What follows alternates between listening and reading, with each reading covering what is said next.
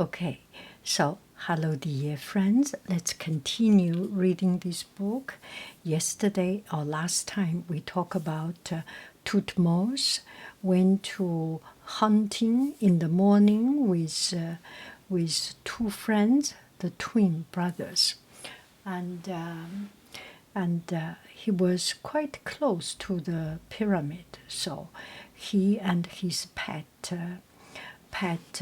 lion went to see the pyramid, and he wanted to take a rest under the sunshade because it's starting to be hot.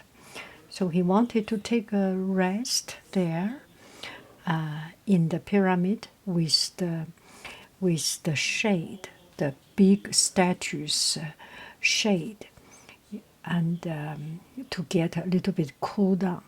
And just at this time, he started to feel the earth is trembling. So at this time, Thutmose looked up. He couldn't believe what he saw. The head of the giant rock, Sphinx, moved, and its eyes blinked and stared right at him. And the great statue started to talk. Do not worry, Thutmose, my friend. Don't be afraid. I am Hamachi, God of the rising sun, and I am the father of all pharaohs. I have watched you since you were a little boy, and I know you are strong, you are courageous, you are wise, and you are a learned person. You have all the good morality. But most importantly, you respect Egypt gods. Do not let your heart be heavy. The statue just kept on talking. Your brothers will soon ask your forgiveness. They will ask you to forgive them for treating you cruelly. They will see that it is your destiny to rule Egypt. They will understand it. You will be one of the greatest pharaohs of all time. My blessings will be upon you, and you shall live a long and successful life. You are the one, but you must promise one thing. Thutmose bowed before the statue. I will do just as you ask me, he said. Hamachi blinked and spoke, and he said again, very good, my son. Right now, all you can see of this great statue, what you see is nothing but my head. Over the years, the sand of Egypt, the sand of desert, has covered my body and my mighty powers. Now you have one job. Please clear away the sand so that people can once again see me, see my face, see my whole body, and worship me. So Thutmose immediately agreed. So when Thutmose agreed, a great shining, blinding light filled the sky, and Thutmose collapsed. He fell, he fainted. When the prince woke, night had come. I have been asleep for hours, Thutmose said, as he stroked the ear, the very soft ear of his pet Senji. I had the strangest dream. Or maybe it's not a dream. Or is it a dream? Is that a dream or not a dream? Senji rolled her little tiny soft roll at the mighty Sphinx statue. Thutmose looked up. The statue was as still as a stone. It was night. I must go find my friends and tell them what had just happened, he said. Maybe that's my dream. Thutmose gathered his horses and sped pew, pew, pew, back across the desert to the Senifer twins, to his friends. Thutmose, the twins, exclaimed as he woke them up from their sleep. They were sleeping because it was night. Oh, you returned. Finally, you returned. We are so afraid. We are so worried. We fear that something evil had happened to you. Thutmose smiled. He said, no, there was nothing wrong happening. And actually, it's just the opposite. It's good things happening. Thutmose told them from the beginning to the end everything of his vision, of his sight with Hamachi. Immediately, the two brothers, they knew something big happening. They fell at his feet and started to worship him.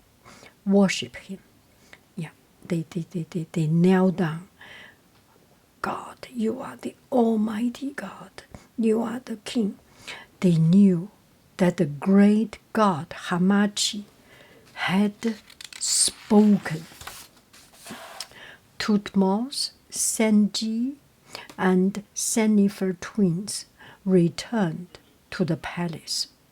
From that day forward, Thutmose was blessed by the gods. It was not long before Thutmose was declared Pharaoh.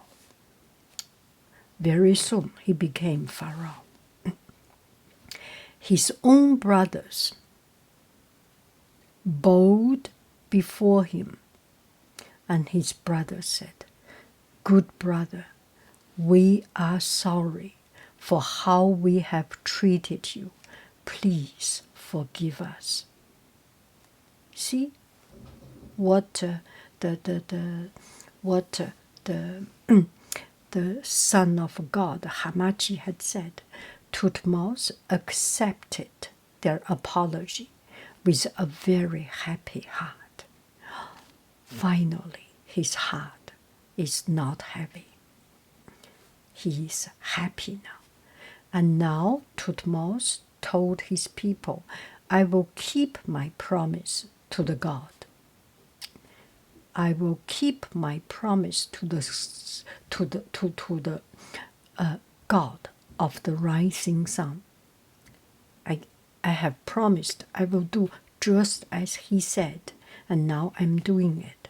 Tomorrow, starting from tomorrow, a large group of men will start to do the job, uncover the great Sphinx statue of Khafra."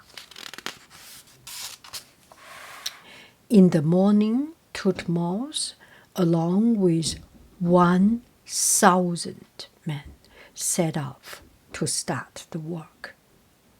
And as they neared the Sphinx, Tutmos felt suddenly, oh, a wave of heat surged through his inner body.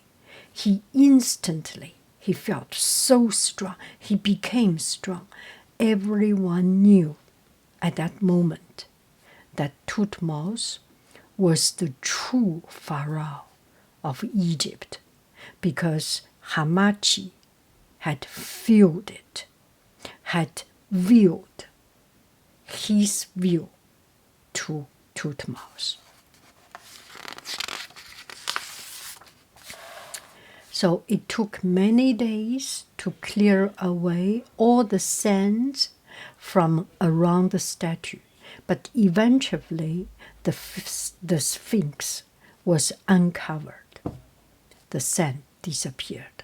Tutmos spent 3 days in prayer at the paw of the great Sphinx.